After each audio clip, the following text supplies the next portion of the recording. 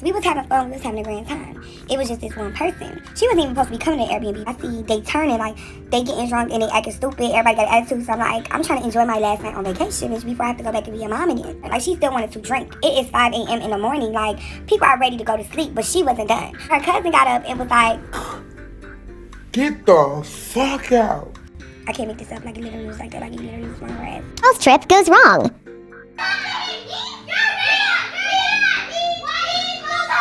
You would think since we all putting the money in, we all gonna be put on the reservations or whatever. We all flying out from different places. And the front desk is like, it doesn't look like y'all are on the reservation. We text the girl and pretty much was letting her know, like, yo, we just landed, we're at the hotel, we can't check in. Girl's being weird. She wouldn't really give us any information. She wasn't really responding to us.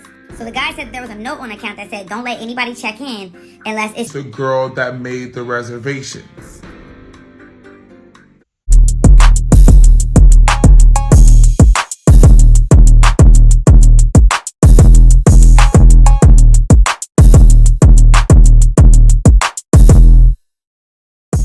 I'm going to be talking about predominantly women trips and the drama, the mayhem. I know y'all seen the first clips that I put on here and it is crazy. We better be prepared for what's about to come next because it's about to get a little nut. We are going to be diving into the questions that most people have about girl trips. Why is nobody friends when we come back from the trip? How is money getting into our relationships and our trips when it comes to when we're going somewhere? What does that mean for us or other people, and how relationships are affected on trips when it comes to going out? Mostly, I feel like it's because we're looking at different personalities, especially if you don't know these people. Ow, jump scare. Most of the time, if you don't know these people, sometimes you have to expect the unexpected. If that's it, just be careful, be mindful, okay? But we're gonna go ahead and get into it. Most of the videos that we're going to be exploring today to talk about this point will be through TikTok. I will have all the links to the videos and the people who made the videos and giving credit to these people in the description box. So thank you guys. Y'all helped me be able to illustrate all this extraness that's about to be going on. I love that. Thank you. I'm going to go by this based on structure, mostly how I structure my trips if I'm planning something, or also based off how my friends have structured their trips. Basically, how I'm seeing it is you have the thought process of, okay, I have this idea that I want to bring to people. These would be the pre-plans before we actually come up with a basis of thought out ideas, just the starting questions, not necessarily getting things together officially. I firstly prefer to think about who is going to be coming with me on a trip. I need to know who they are. My preference is to know who they are. I have to have looked at them, experience them in different ways, in different lights. I would prefer that to be a thing. I have a basis of who I'm going with, and that's going to be the basis and the starting point of my structure. Thinking it out. We are thinking it out. I'm also paying attention to how people have presented themselves to me continuously over time. I'm getting recognition of patterns. I'm getting recognition of who this person is. And I'm able to pin out, this is the person I want to bring on the trip. This is the type of energy that I want to be around. Of course, I don't mind going with people I don't know, but I have not really experienced going with a bunch of people I don't know. One time it was close. I almost went with people I didn't know, but it didn't work out. That goes also into this video of it being, sometimes if you don't know these people, it might not be the best to just go ahead and go out. Although some people, it works out. It works out for some people and that could be their thing, but it might not be your thing. So please be careful. Keep in mind, sometimes you can't expect everybody to be chill off bad. We don't know each other's personality. We don't know if we coincide. I think it really depends on the situation and who the person is. It depends on the person's mindset whilst they're going on a trip. So let's go ahead and take a look. This is how you go on a girls trip and actually come back as friends. And yes, this works for cursed Miami trips as well. The first tip is to travel with like-minded people. The goal is to make sure everyone's personality actually meshes with yours before you go on the trip. So for new friends, definitely try to hang out with them beforehand so you can figure out how they function. And for older friends, just make sure you guys are aligned on everything you want to do, like activities, what time to wake up in the morning, how you guys are actually going to function on the trip. Now, I've seen a lot of opinions about this next tip, but I personally think that the sweet spot is 4 to 5 people on the trip. This amount lessens the stress of having to worry about a soccer team full of needs. And when it comes to the bill, if only one person has to pay, it won't be as high as it would be if like 8 people came. Speaking of of money, let's talk about the biggest reason people do not come back as friends on these trips. Y'all, go on trips with people in your tax bracket, period. You really need to be as transparent as possible about what your finances are with yourself and with the rest of the group before you actually go on the trip. Don't be afraid if your budget is higher or lower than somebody else's that's wanting to go on the trip. Everyone deserves to go on the type of trip that they can afford, and unless you're genuinely willing to sacrifice with no complaints, then honestly, just avoid it.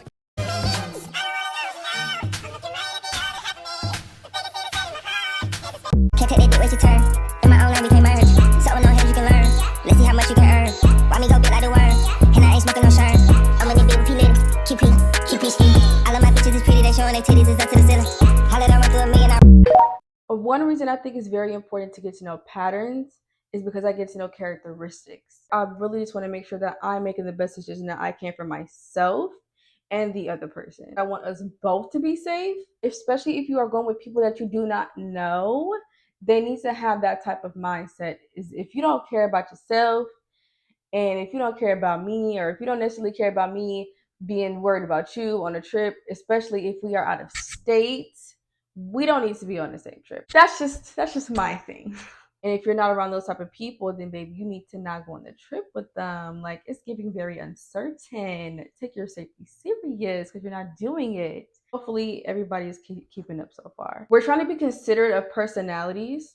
We're trying to be considerate of who mixes with who doesn't mix with who. Like, for example, if you know somebody is argumentative, if you know somebody is going to be extra, if you know you got that one friend that get drunk and don't know how to act right, why is we bringing them? Especially if most of the group is just not on that type of hype. Maybe a different trip. So nobody want to babysit on the trip. Well, I know I don't want to babysit on the trip. I'm just not going to do it. If I'm going to be having to push really hard to get to communicate to them, or if I feel like they're going to flake out really easily, being honest with myself and being like, what can I handle? What can't I handle? Asking those people, what can you handle? What can you not handle? It's not a safety proof plan, but it's a plan. It's somewhere to start. So that is what I mean by finding out the pre-plans of your pre-plans by thinking of who, especially if you're going out of state. Even if I'm crossing over to another city, I have to trust the people that I'm with, or at least trust people that I'm with that they're going to have my back when it's people I don't know there, okay? We're trying to secure a trip. It's already hard getting things out of a group chat. Why would I sit up here, pay all this money, put all this time in, and waste my time because I want to play with myself and play with other people? How does that make sense? You tell me. It don't make sense to me. I care about my money, my time. It don't make sense to me. So I hope if somebody else is planning it, that they got it all down together. Because I know if somebody's planning something for me, I'm asking questions. After the first conversation about it or the second conversation about it, I know who's going to go and who's not going to go and who I'm not going to deal with and who I'm going to be dealing with. Period. It only take a conversation or two for me. I'm leaving a place where I have family. I'm leaving a place where I have friends. I'm going to be with people far out from where I'm usually from. The main thing is that we are being mindful of the people who are around us. There are going to be instances, those really good instances, where you do find people that you don't know and they just want to all go on a trip and have fun. Miami, looking for the hoochie daddy. Where the niggas that get ratchet? My son need a new pappy.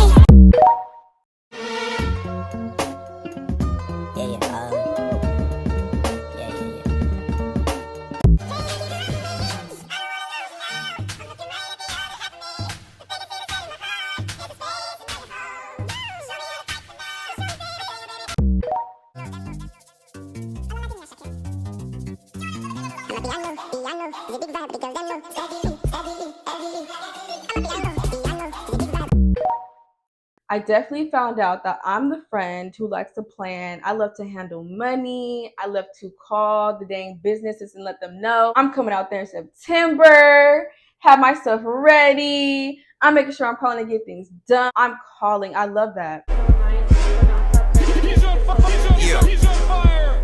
the fire man, she a hot girl. Don't say something. I love being able to be like, give me all y'all shit. I'm going to pay for it. I'm going to pay for it. I'm going to find it. Showing my friends and being like, how do y'all like this? Do y'all like it? And they be like, yeah, girl, we like it. That was me. That's me right there. I did that. I picked that and people like it and I love it. I love it. Most people did not have to worry about doing anything, but just giving me the money. If they weren't going to do something with me as a group and they were going to do their own independent thing, then that was something that they worried about. We just navigated. That's all we did. And then when we got there, it was the easiest, simplest thing ever. We didn't have to worry about changing a lot of plans last minute. I don't even think I changed plans last minute. Everything was pretty much taken care of. And when we got there, we didn't have to worry about money. We just brought spending money, but we didn't have to do anything. Fortunately, none of our stuff got canceled. Make sure that things were refundable. We had something to do every day. We woke up at a scheduled time. We got things done and it was fun. Ain't nobody had to worry. For me, since my trip worked out, I feel like I have the ability to give my wisdom. In the midst of me planning my trip, even though I'm like, yeah, like I definitely calculated everything and did everything, I gave people choices. I gave people opinions. I shared what I was doing. I gave receipts. I would screen record everything. I'm screenshotting everything. I was very thorough. So let's go ahead and talk about the financial part of the structure. And the financial part to me is definitely now we're drawing up plans. Now we're able to present this to people. How much money are we going to spend? What is your budget? What is too much for you? We're on day 8 of 30 days of travel tips, and today we are talking about budgeting.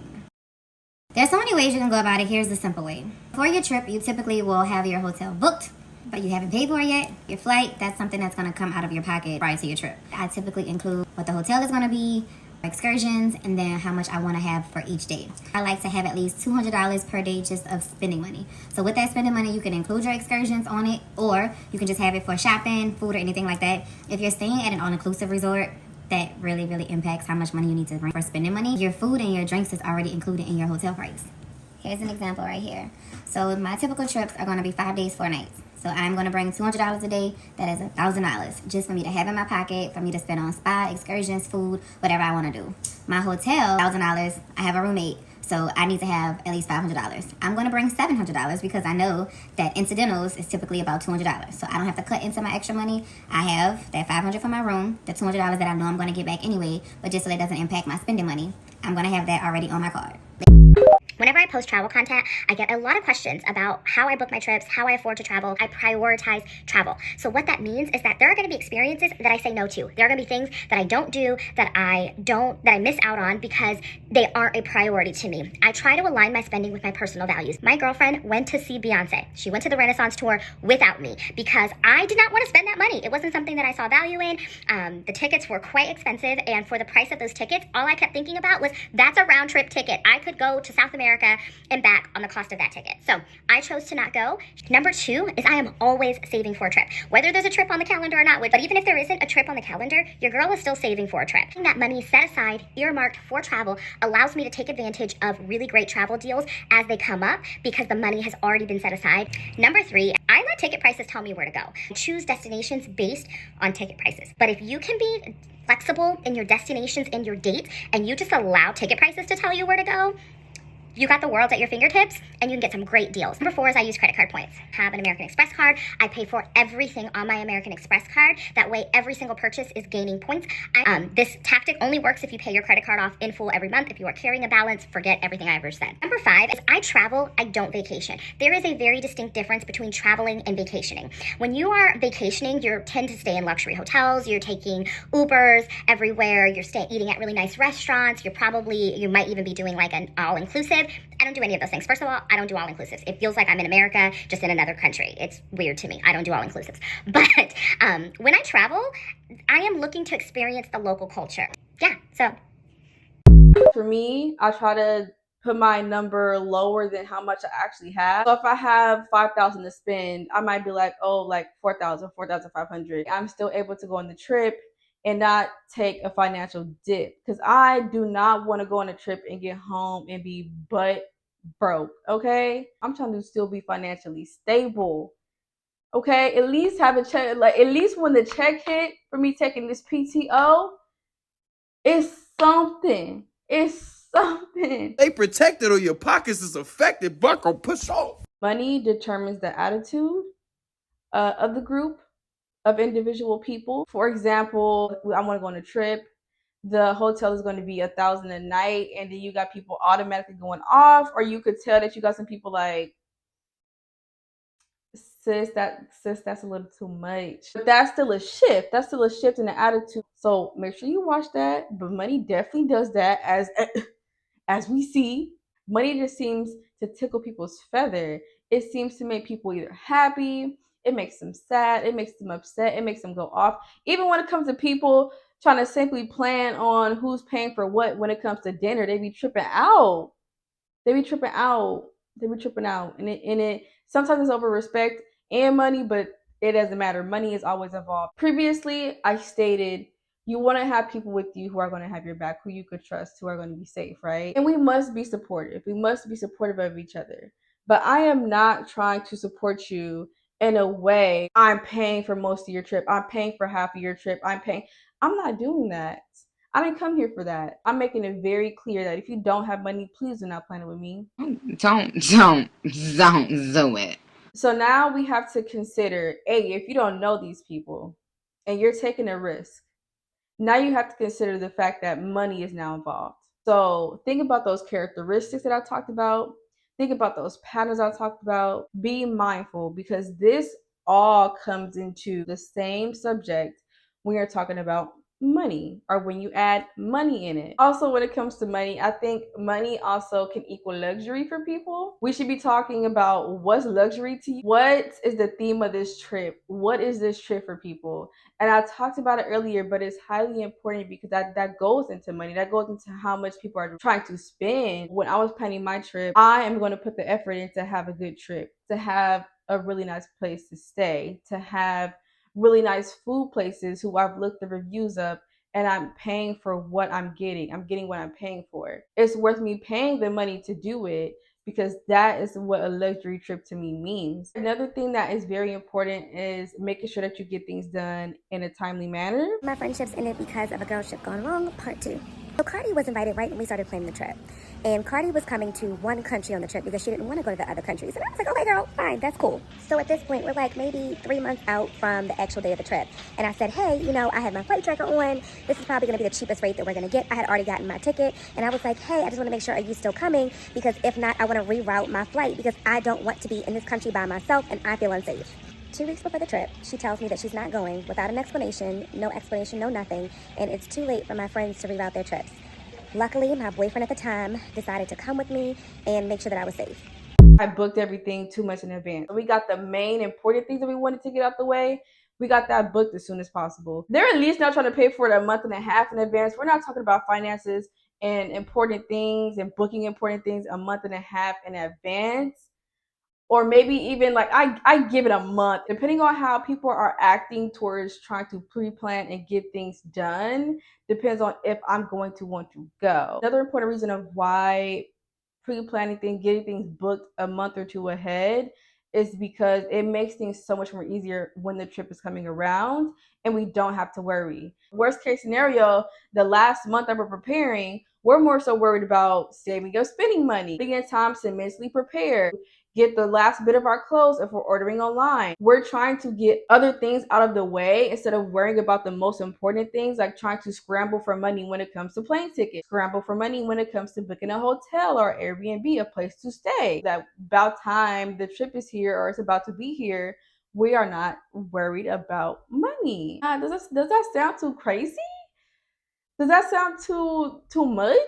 Am I still doing too much? Those trips can either be really awesome or a total nightmare. It all depends on how you prepare. Here are 4 tips to make sure that your next girls trip doesn't go sideways. 1. Discuss payment arrangements beforehand. How are you handling dinner, drinks, Ubers, and any kind of unanticipated fee? Trust me on this one. 2. Make sure that the itinerary has a healthy balance of group activities and alone time. At some point, people need to recharge. 3. I don't care who the designated planner is, make sure everybody gets a voice in what this trip looks like. Otherwise, you'll be going on excursions that some people couldn't afford, or doing activities that make some girls uncomfortable. And finally, be mindful of who you invite. If there are 2 women with unresolved tension, maybe they shouldn't go together. If they couldn't get along for a 2-hour brunch, what makes you think 4 days in Miami will be any different? So to sum up the financial part, we basically talked about schedule, checking in with people with their budgets, checking in with their finances. If you know them, how do they spend money? If you don't know them and you've known them for a little bit, how are they spending their? How have they spent their money? What have they presented to you? Asking, what is your budget? How much are you willing to spend? How much do you not want to spend? What is the range? Definitely being able to hold your own. Make sure that you're still getting respected. Make sure that people are not being taken advantage of. Making sure that everybody is being held accountable. All those basic things go into a trip. How you interact with people, how people interact with you, when people by themselves, who they are by themselves, and how people come together. All of that is a backbone of a trip to me. But take a breath here. Okay, it's part 3 of the structure. Now we're in the element of where personalities can cause disruptions if it doesn't go well, right? I'm going to get into 2 subsets of this last structure. Now, the first subset is what I would call the during of the trip. This is how much fun did we have? How did this go for us? How was the process? And the second subset would be, now that we did this, or we didn't do this, or something crazy happened, are we friends? Are we cool? Are we going to go on a trip again? Do we still associate with each other? How ruined is our friendship? What's going on? Okay, so hopefully y'all followed along with me on that. Now that we have those questions in mind, I'm going to show you guys a story time. Her clips are going to be more so, we not friends. After this trip, we can no longer be friends. Our friendship is not irreparable at all. We don't talk no more. I don't plan on talking no more. And it got messed up. And I want y'all to guess why I got messed up. We just spoke about this. So y'all gonna see. And I'm gonna come back. Her neighbor had called her from New York and was like, yo, the sheriff is at your door putting an eviction notice up. So I don't want to eavesdrop. So I come out the bathroom and I'm just like, hey, hon, is everything okay? Now, we're both Leos, so there's a bit of ego there. She's like, everything is fine. Everything is good. She got an attitude. So I was like, I'm not going to press the issue. So we're on an ocean with, I'm eating, and she's trying to pick off my plate, and she sees a group of guys walk by. And she hails them, and the boy is like, oh, come with us. Our hotel has a beach behind it. They're staying at SLS. So we walk down to SLS, and at the beach, they brought like a cooler of drinks. Mind you, she's on an empty stomach. She is downing these drinks, like with nothing in her stomach for the last damn near 2 days. She's throwing it back. I knew she was drunk when she told me she had to go to the bathroom, and she walks into the ocean, only up to her knees, everything exposed, and starts peeing. I had to run up to her in the ocean with a towel to like stand in front of her and cover her. So she's falling down drunk, and one of the guys is like, oh, are you hungry? You want anything? She's like, yeah, we're staying at Cleveland. He's like, you know what? I'm going to put some money on your room so that you can get whatever you like. We get in the car. She's falling down drunk. Like, we're holding her up. She cannot stand. Pull up to Cleveland, and I'm trying to help her out of the car. And the guy is like, yo, we're going to a white party if you want to come, but it's in Fort Lauderdale. Now, she had valeted her car. So she was like, oh, yeah, we'll meet you there. We're all looking at her like, you're in no position to drive. I'm like, well, can one of you guys stay? I can't drive. So I'm like, can one of you guys stay and drive us? Don't let them take my car. She's yelling at me in the street at the corner of Cleveland. And I'm like, you know what? She's drunk. I'm not going to argue with her. I'm just going to let her sober up. So the boy helps me walk her to the lobby of Cleveland. Now, in the lobby of Cleveland, there is a restaurant. If you know, in Miami, Cleveland has like all of those seats outside at the corner of the ocean. I go to the front desk and I'm like, hey, can I order a pitcher of water and some chicken wings and fries to the room? She's going to need it. She leaves me in the lobby and goes upstairs. I come upstairs, she's sitting on the bed naked with her wig off, right? 10 minutes later, there's a knock on the door. It's the water and the wings. She's like, whose fucking food is this? She starts going off. I'm looking at her like, this is for you. So you want to use my money to eat? You know that nigga gave me the money to put on the room, and now you want to use it? Mind you, this meal is $14. And I'm looking at her like, she's screaming with the door open, naked, with no wig on. And the waiter's just standing there like, stay tuned for part 3. I start to laugh. Like, this whole thing has been ridiculous to me. She's like, oh, you want to laugh? All right, good. Watch what I do. She goes into the bathroom, puts on a bathrobe, slaps a wig on her head with no shoes on, walks out. I start to change. Like, clearly we're not going to this white party. Like, she's not going to sober up. She's acting crazy. Less than 5 minutes later, I hear banging on the door, and it's 2 security guards. I think that she must have fell in the lobby. Like, that's the kind of friend I am. That even after all of this madness, I'm concerned about her well-being. I'm like, the second I open the door and see the security, I'm like, is she okay? I'm thinking either she fell in the lobby or she tried to get her car. And remember, she's drunk, so valet is not going to give her the car. He's like, you got to come down to the front. I'm like, why? He's like, the girl is down there saying that this is her room and she wants you out on the street. What? She went down to them and told them I don't belong in the room and that they should kick me out of the room. Now, let me tell you how my God works. Remember, she arrived late to Miami. So technically, the room is on my name. The person who ended up checking me in, because I arrived at like 7 p.m. at night and the front desk was closed. The person who checked me in ended up being the hotel manager. So when I come down, he's like, oh, Missy Caroline. Like, he's French-Canadian. And we had like a full conversation when I was checking in about Canada. And so when he sees me, he's like, no. This is Caroline's room. pulls up the record, and lo and behold, the room is on my card. So she starts shrieking, like shrieking. Like, he's like, okay, you can't go back up. Like, until you get yourself together, you can't go back up. He's like, Missy Caroline, do you want her to come back in or no? And I'm like, when she calms down, she can come back up. But in this state, she can't. She needs to calm down. I will bring down some clothes for her, but she can't come in the room acting crazy. Seeing that people are on my side, she starts calling everyone everything but a child of God. She cussed out the hotel manager, security, to the point where he's like, yeah, you gotta leave, or we're gonna call Miami PD. So they walk her back up to the room. They give her opportunity to pack her stuff. And my flight is at 6 a.m. So, yeah, she gets the guy that put the money on the room to come and pick her up. I fly back to Canada. And, yeah, that was the end of an 8-year-long friendship. As y'all can see, money plays a big part. Money is very important, which is why you have to handle that baby with care.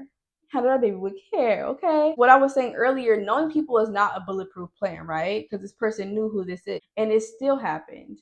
But it also goes into my point, even if it was to be my best friend, babe, you're not gonna come to a trip and you're already borrowing money before we go on a trip. You're being crazy before the trip even happened. That's a no for me. And then you're on the trip doing a lot. Relax. And I don't want to get started on the whole hotel thing and finding men. I'ma let the girl who did her dirty, I'ma let her have that because she tried to crawl back. Relax. Push off, bucko. She texted me, I want to say about 5 days later. So I responded back, what do you mean what happened?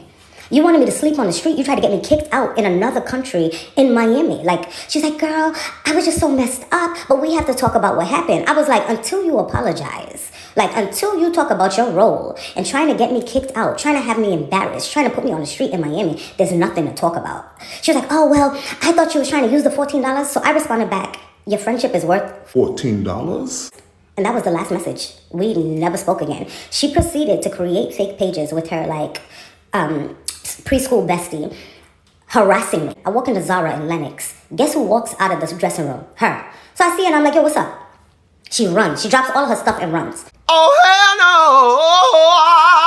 hell no! As to conclude this whole structure point with all of what we've just seen, take the questions that I've asked into consideration.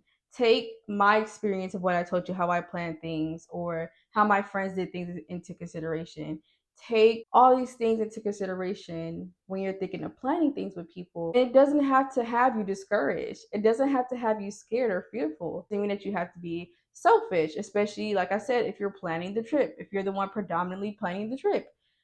Be mindful. Take yourself serious. Take your money and your time serious.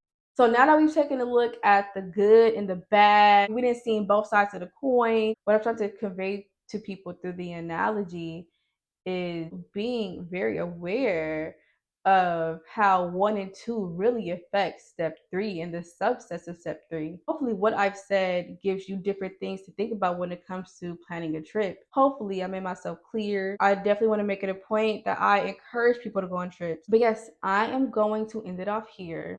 Thank you guys for watching my video. Go ahead and like, comment, subscribe. I see you again next time.